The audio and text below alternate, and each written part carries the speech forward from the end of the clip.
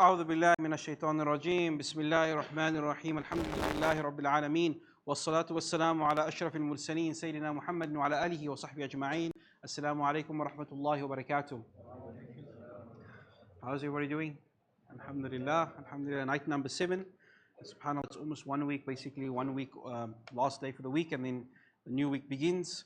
So may Allah subhanahu wa ta'ala grant us consistency. As I said, this is the time of the month when things become a little bit fatigued. People, the sufuf get less and less, and only towards the second half of Ramadan do people come again. And maybe many times we lose the Ramadan on these nights, on these days. So I know it's tiring, and Allah subhanahu wa ta'ala knows better, but inshallah we know that it will count heavily in our scales. Ameen. So we continue with our discussion around the dua of Nabi Zakaria, and we're looking at 3 different people in the way they made dua. We saw Nabi Zakaria longing for a son and making the same dua year in year out, and no son appears or no child appears. And then he sees Maryam alayhi salam, this young girl in the masjid, and she makes dua, I want food, and Allah gives her food. So her du'as are answered. And why? Because she has complete tawakkul in Allah. That's what I want, Allah's going to give it to me. And her sincerity and her devotion and her complete commitment in her dua results in her getting a miracle every day. And this gives Nabi Zakaria the renewed commitment to make a dua, and Allah mentions how his dua was finally accepted and he was blessed with a son called Yahya. Now Maryam herself was the answer to somebody else's dua. And in fact the story begins not with Maryam, it begins with Maryam's mother.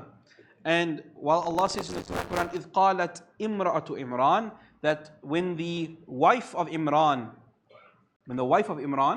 now Imran is the father of Maryam, and his wife, her name isn't mentioned in the Quran, but it is well known that her name is Hannah or Hinna, and the Christians say she's Anna, so that is her name. So when the wife of Imran, Allah says, remember when the wife of Imran said, Rabbi in nadartu laka ma fi batni muharraram fataqabbal minni. Oh Allah, I make another.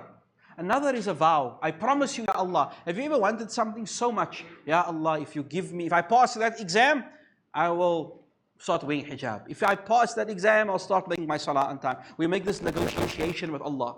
In fact, the hadith, and we should add the hadith, the Prophet says we should not make dua in this way. Only a stingy person kind of makes this dua with Allah. That, Ya Allah, if you do this, I do that. No, just ask for the dua, and you also put a burden on yourself. Nonetheless, the wife of Imran, Hannah, she wanted a child so badly, and she's been making dua for so much, and when she finally gets the news that she's pregnant, she says, Rabbi inni nadartu, oh Allah, I have dedicated, I will fulfill, I will give this child for you. Whatever is in my tummy is for you. Muharraran fataqabbal minni. In my womb, entirely to your service. This child will be devoted for your ibadah, so accept it from me. What does it mean to be devoted in ibadah? She imagined that this child will be a boy, and this boy would go and live at the masjid. He will learn hifz, he will become a maulana, he will become a sheikh.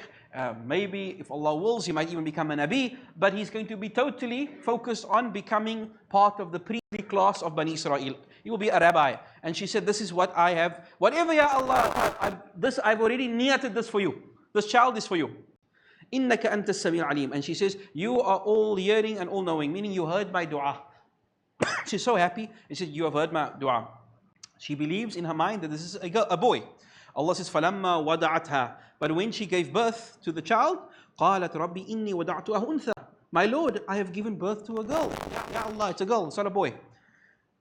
وَاللَّهُ أَعْلَمْ وَدَعَتْ. Allah says, and Allah is saying in the ayah, not Allah is saying to her, but Allah is saying in the ayah, and Allah knows better what she delivered. Allah knows. She doesn't have to tell Allah it's a girl. Allah put a girl in her belly. Then her mother, Hannah, says, وَلَيْسَ الذَّكَرُ كَالْأُنْثَى. And the male is not like the female. Now, subhanAllah, just side note, the ulama have said this little phrase, which is so self-known, that the male and the female are not the same, throughout human history, we just read over it and brushed over it. It only now in modern times we will say that males and females are not the same. They are different. And the way it is put here, it is not that the female is not like the male. They would imply an inferiority here. It's saying that the male is not like the female.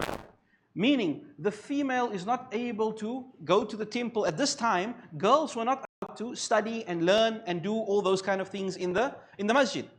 It was only the boys that could become Bilals and Mu'adhins and then Maulanas and so on and so forth. And she's saying, but she's a girl, it's going to be very difficult for her. But she made an oath to Allah that this child will be in the service will go and learn deen. And she will study the Torah.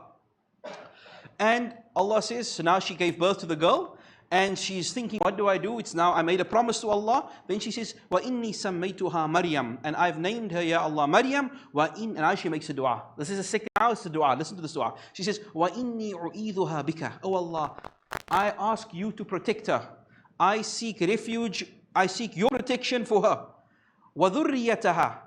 And I seek protection for her children. مِنَ الشَّيْطَانِ الرَّجِيمِ. Oh Allah, I ask you to protect her and offspring. Allah says, فَتَقَبَّلَهَا رَبُّهَا. So Allah says, so I accepted. She had gifted Maryam to my service and she fulfilled another. She still went to the masjid and said, oh Zakaria. Zakaria was her brother-in-law. Nabi Zakaria was her brother-in-law. And she says, Zakaria, I promise that this child will be in the service of Allah. I made that promise and I want to keep it. And that's why Nabi Zakaria is with her in the masjid. That's why Maryam is in the masjid and Nabi Zakaria is teaching her because it was promised. So that's why she had a private chamber away from the rest of the boys and she was studying in the masjid. Allah says, فَتَقَبَّ رَبَّ بِقَبُولٍ حَسَنَةٍ وَأَنْبَتَهَا نَبَاتًا حَسَنًا. So her Lord accepted her graciously and blessed her with a pleasant upbringing. وَكَفَّلَهَا Zakaria. And Nabi Zakaria took care of her. Nabi Zakaria educated her. Now, a few things that we highlight in this dua. How many of us will make a dua for something that we believe we want and we have a picture, this job, and with that job will come this money and the wife will come and the life will come and everything is built on that dua. We plan and we make dua and Allah either does not give that to us or gives us something else. And there might be a feeling of despondency or surprise. The mother of Maryam, Hinna, she desperately dreamt, I will have this boy, and in her mind she's imagining he's going to make Taraweeg and he's going to be Hafidh al-Quran and she'll be standing there crying and listening to him and she thinks this is how it's going to be. And then she gives birth, it's a girl, okay, the girl is not going to be able to do all those things, but still we'll continue with the promise. And so Allah subhanahu wa ta'ala accepts her dua and gifts her with what? So Maryam becomes the greatest woman ever that lived. And then Allah gifts this grandmother with a grandson who is not just a pious rabbi, an alim, a nabi. He is the Messiah. He is the Messiah. All the people have been making dua in the people of Bani Israel. Ya Allah, send us our Messiah. And Nabi Isa was gifted to her. And so this dua of this grandmother is so powerful that it protected Maryam and protected her offspring, which is Nabi Isa, who's going to come many, many years later. And so sometimes, subhanAllah, the du'as that you've made will be manifest on your children or on your grandchildren. And similarly, the blessings that I have, you have, might not be from me. It might be from a grandmother that made dua for you. The blessings that you have in your life now might be the gifts from or the results of a pious forefather that made dua for that. And so, if we analyze this, the power of dua and how it can transcend generationally. And if you made dua and it didn't come out the way you expected, Ya Allah, I want chocolate cake, but yeah, you gave me, vanilla cake, whatever. It is when you go and trust, this is tawakkul, I trust in Allah. I planned, but your plan is better than my plan. And I will follow through on the plan. Ya Allah, this is what you want, as Maryam's mother did. This is your plan is better. Allah gave her double.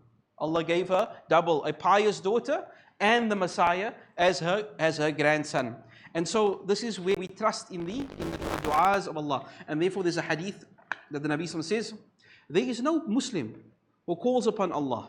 No one makes dua, irrespective, good, bad, any person who calls unto Allah, within which, and that dua does not involve sin. Ya Allah, allow the bank to be unlocked so I can steal.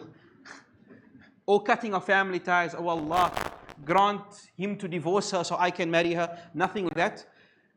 If there's no sin in your dua and it doesn't involve destroying and harming people, then Allah will give you, Allah will answer your dua. So you must be sure. This is a guarantee, it's a promise from Allah. He will give you your dua as in 3 possible ways.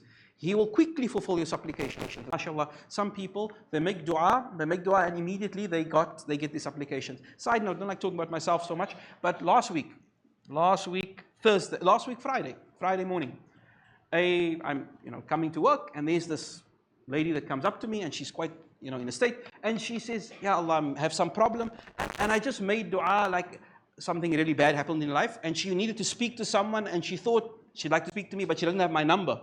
And she's making dua, and I park basically right next to her. I said, MashaAllah, it's good to be someone's answer to someone's dua. But this person was in a very desperate situation. And that dua was so sincere from her part. Alhamdulillah, the help arrived. And so Allah subhanahu wa ta'ala says, the Nabi says, Allah will quickly answer your supplication sometimes. Or Allah will hold it, store it. And even up to Qiyamah, you might keep it there, that what you want is not good for you, but the result, the dua is so beautiful, you'll already see the effects of it in Qiyamah. Allah will avert something off your path and give you something better.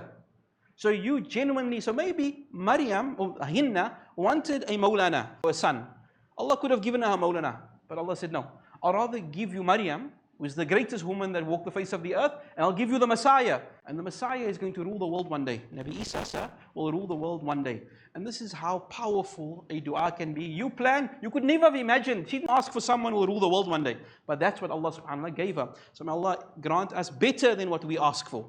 And when we make dua, Ya Allah, you know what is best for me, grant that for me. Ameen. So the question today, who was the mother of Maryam? What was her name? Was it unknown? Is it Hanna? Is it Hawa or Hasina? Inshallah, we gave the answer. And then as for the father of Maryam, well, his name was Imran. His name was Imran, alayhi salatu salam. And so, let's see today, whose dua was very powerful. People make dua for these quizzes, mashallah. I think we did that already. So the same name. This person's dua is too powerful. Please calm down. Calm down. Ibrahim Magda. Yeah, mashallah. It's over there. And then a green one. Aisha Dakrat. Aisha? MashaAllah. She's here. Okay, so both of them, MashaAllah, Allah bless you and enjoy the prize. And just a few announcements, a reminder for the red kufias or whichever color that you want. Please put in your orders. Then the orphan program, the 7th of March, and Fitra and Fidya, 31 Rand Fidya, 84 Rand Fitra. May Allah bless you. Ameen. Assalamu alaikum wa rahmatullahi wa barakatuh.